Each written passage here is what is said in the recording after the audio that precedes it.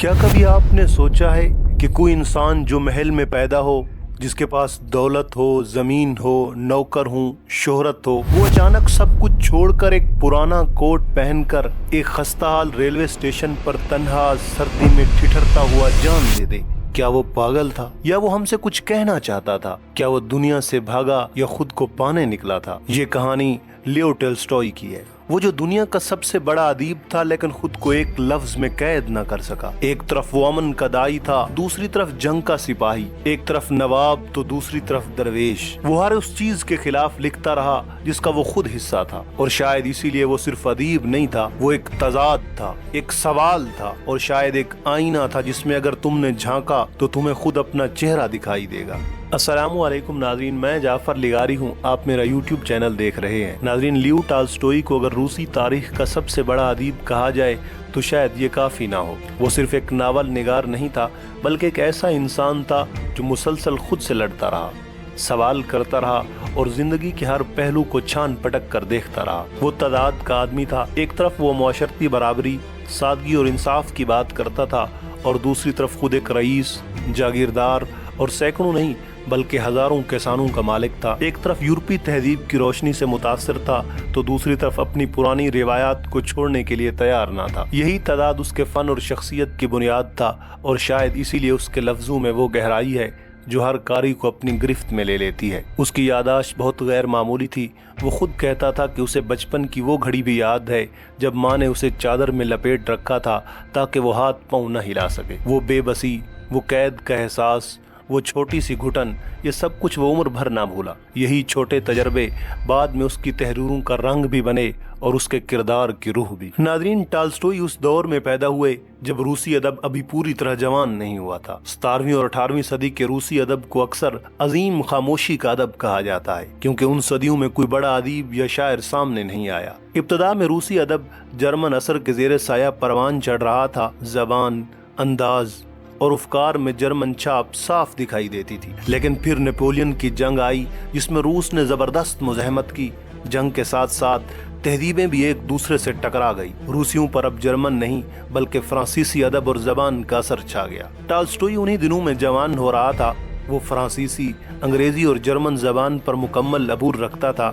اس نے ترکی اور عربی زبان سیکھنے کی بھی کوشش کی، مگر امتحان میں فیل ہو گئے۔ دل ٹوٹا، تعلیم چھوڑی اور آرمی میں چلے گئے، لیکن یہ فیل ہونے والا طالب علم بعد میں دنیا کا سب سے بڑا فکری استاد بن گیا۔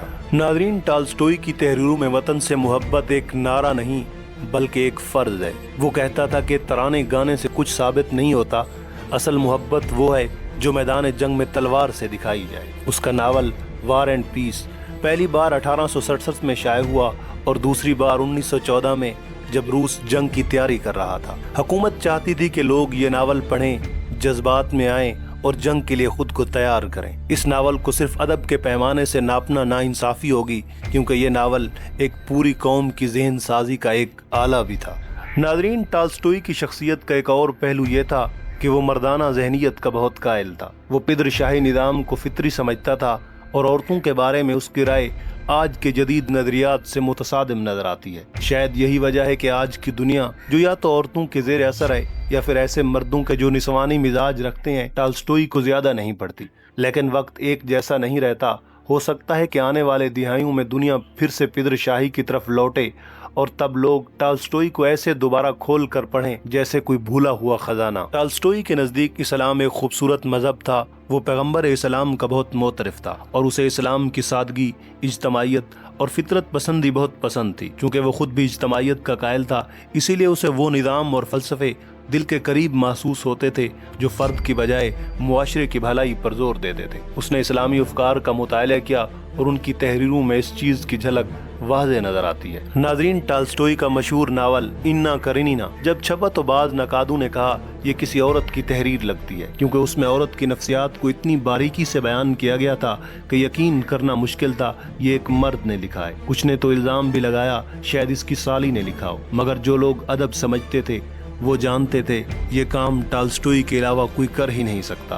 حقیقت یہ ہے کہ اس کا ذہن اتنا باریک بین تھا کہ فرائڈ اور یونگ جیسے نفسیات دان بھی حیران رہ گئے۔ وہ انسانی نفس کو اس طرح سمجھتا تھا جیسے کوئی آئینہ ہو جو اندر کا ہر زاویہ دکھا دے۔ ناظرین، ٹالسٹوئی کو شہرت، انعام اور تعریف جیسے لفظوں سے سخت چڑ تھی۔ 1903 میں ماسکو سے کچھ لوگ اس کے پاس آئے اور کہا کہ ہم آپ کو نوبل انعام کے لیے نامزد کر رہے ہیں۔ اس نے سادہ سا جواب دیا، وہ کیوں؟ یہ تھا ٹالسٹوئی۔ وہ کسی تمغے یا خطاب کا بھوکا نہیں تھا، اسے اپنی ذات کی تلاش تھی، نہ کہ دنیا کی واہ واہ۔ ناظرین، ٹالسٹوئی کا فلسفہ زندگی بہت گہرا اور بعض اوقات الجھا ہوا لگتا ہے۔ وہ کہتا تھا کہ 10 سال کے بچے اور 5 سال کے بچے میں فرق ہے، لیکن 5 سال کے بچے اور 1 سال کے بچے میں فرق اور زیادہ ہے، مگر 1 سال کے بچے اور ماں کے پیٹ میں موجود جنن میں جو فرق ہے وہ لامحدود ہے، کیونکہ جنن ابھی دنیا کی قید، اصول، ذمہ داریوں اور رویوں سے آزاد ہوتا ہے۔ وہ اصل ہوتا ہے، مکمل ہوتا ہے۔ ٹالسٹوئی کے نزدیک انسان کی اصل معراج وہی مطلق صفر ہے، وہ مقام جہاں کچھ بھی نہیں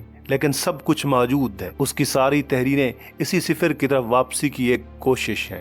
شاید یہ کشش اس کے بچپن کے کسی ادھورے لمحے سے جڑی تھی۔ اس کی ماں کا انتقال تب ہوا جب وہ صرف 1.5 سال کا تھا۔ ماں کی گود، ماں کی چادر، وہ سکون شاید اسے پوری زندگی یاد رہا، اور وہ لاشعوری طور پر اسی سکون کی تلاش میں رہا۔ وہ موت کو بھی اسی مطلق صفر کی طرف واپسی سمجھتا تھا، ایک ایسی واپسی جہاں کوئی بوجھ نہیں، کوئی قید نہیں، صرف سکون ہی سکون ہے۔ زندگی کے آخری دنوں میں وہ سخت بیمار ہو گیا اور ایک رات بغیر کسی کو بتائے گھر سے نکل گیا، اور پھر کچھ دن بعد ایک سنسان ریلوے اسٹیشن پر چادر میں لپٹی ہوئی اس کی لاش ملی۔ ایسے لگا جیسے وہ آخر کار اپنی اصل سے جا ملا ہو، وہ مقام جہاں وہ مکمل تھا، خاموش مگر مطمئن۔ ٹالسٹوئی کو صرف پڑھنا کافی نہیں، اسے سمجھنے کے لیے ہمیں اپنے اندر جھانکنا ہوگا، کیونکہ اس کی تحریریں باہر کی دنیا کے بارے میں نہیں، ہمارے اندر کے تعدادات کے بارے میں۔ وہ ہمیں وہ دکھاتا ہے جو ہم اکثر خود سے چھپاتے ہیں۔ شاید اسی لیے وہ ہمیں کبھی پوری طرح سمجھ ہی نہیں آتا، کیونکہ ہم خود کو پوری طرح سمجھنے کے قابل ہی نہیں ہوتے۔